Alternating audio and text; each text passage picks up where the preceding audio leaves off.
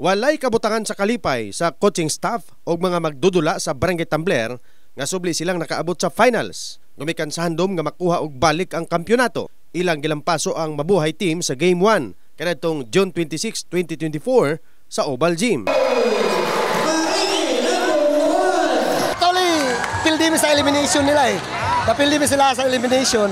Ba't karon na rin kamot yung mga bata nga makuha ng mga kadaugan? Dami sistema nga ginasunod. Actually, dugay na naman na ginagamit.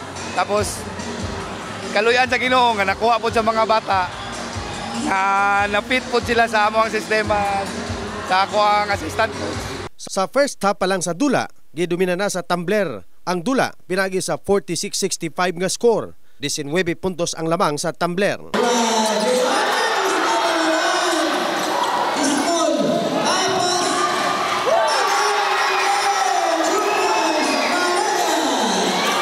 Nibanat og 3-point shots ang Barangay Mabuhay aron mudikit sa puntos sa ikatulong nga quarter, mga niubos sa 15 puntos. Ang lamang 70-85. Apan nanumbalik ang depensa nga ginahimo sa Tambler players pinagi sa gina-apply nga pressure sa ball handlers. Nahuman ang dula sa score nga 82-110 pabor sa Tambler.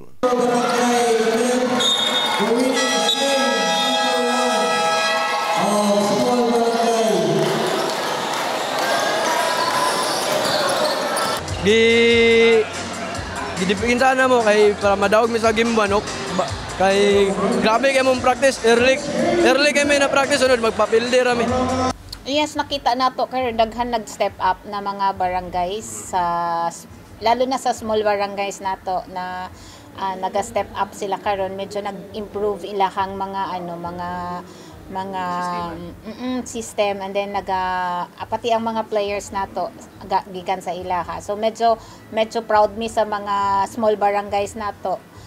Kay kato sa una nga hindi na sila makaabot diri sa city level. Actually nakaabot na sila karon and then sa game 2, nakabawi ang Mabuhay sa dikit nga score, 88-91 pinagi sa overtime. Ang game 3 nga do or die game ipahigayon sa June 28 sa buntag. In the heart of changing lives, kini si Verjason, Brigada News.